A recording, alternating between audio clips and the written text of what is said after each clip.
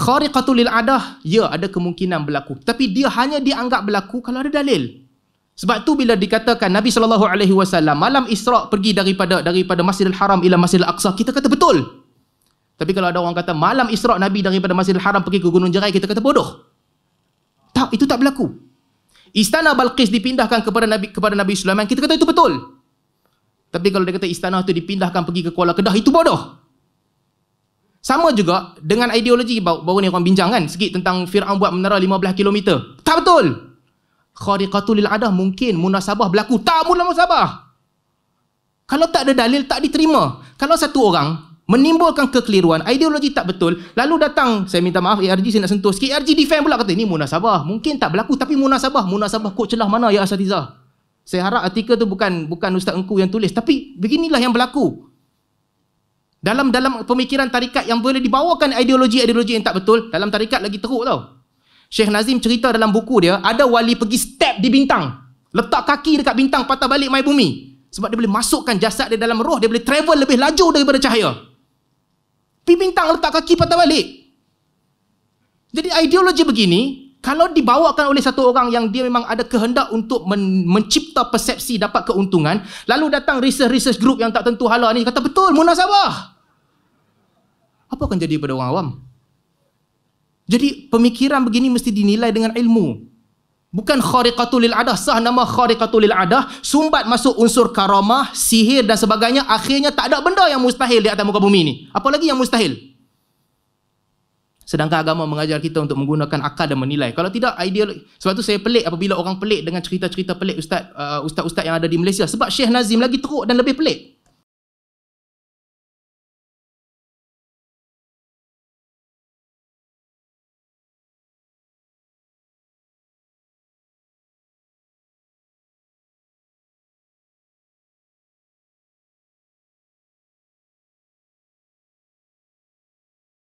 Mencari adat mesti ada dalil, tak betul. Kalau setiap perkara yang mencari adat kena ada dalil, macam mana kita boleh terima karamah wali yang Imam Ibn Taymiyah mengatakan itu adalah konsep wali itu adalah diterima oleh umat Islam. Jadi kalau nak perlu ada dalil dahulu, ketika Sayyidina Umar bercakap dan Sariyah mendengar, tidak ada dalil daripada Quran dan hadis.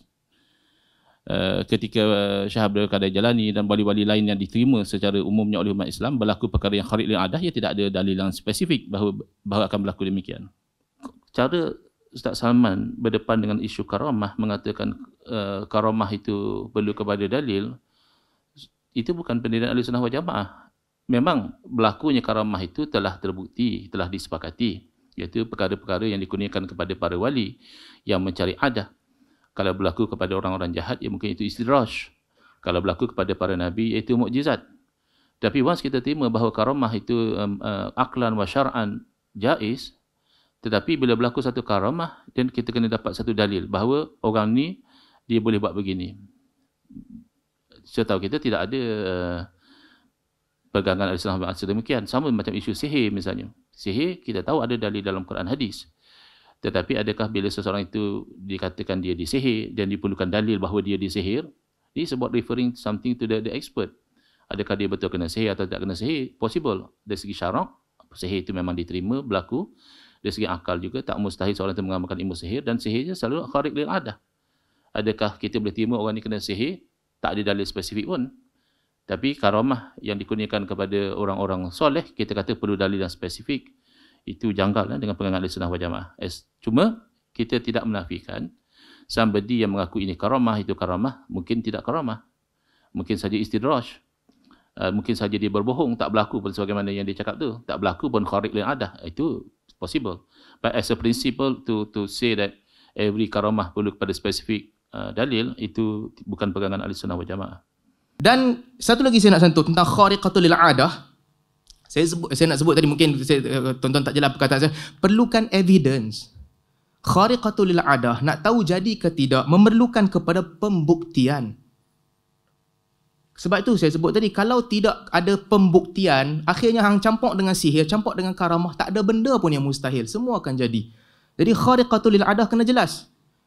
Umar radhiyallahu anhu letak surat dalam Nil, lalu Nil berhenti mengalir. Ya, ada pembuktian, ada orang lihat dan ada orang persaksikan. Demikian juga Khalid Al-Walid bila minum racun, ada pembuktian, disaksikan oleh orang, ada. Tapi kalau kita buka pintu ini seluas-luasnya, sebagaimana Syekh Nazim kata, ada wali pergi step kaki letak kat bintang patah balik, kita pun nak percaya. Seperti mana ada orang kata tinggi menara Fir'aun 15 km, kita pun kata ini munasabah. Kalau ideologi ini dibentangkan kepada masyarakat, kita akan melahirkan orang yang sangat jahil. Perlukan pembuktian. Khariqatul lil adah berlaku sebagai karamah, berlaku dalam sihir, tapi nak tahu berlaku tak betul, perlukan pembuktian. Kalau satu benda yang tak ada apa-apa, tak berlaku lah, tu tak ada lah. Perlukan dalil, pembuktian untuk menentukan sesuatu tu berlaku. Kalau kita boleh didik diri kita masing-masing untuk jadi bijak begitu, perkara-perkara yang tidak dibuktikan, yang pelik, tolak, selesailah segala masalah yang kita dok bergaduh.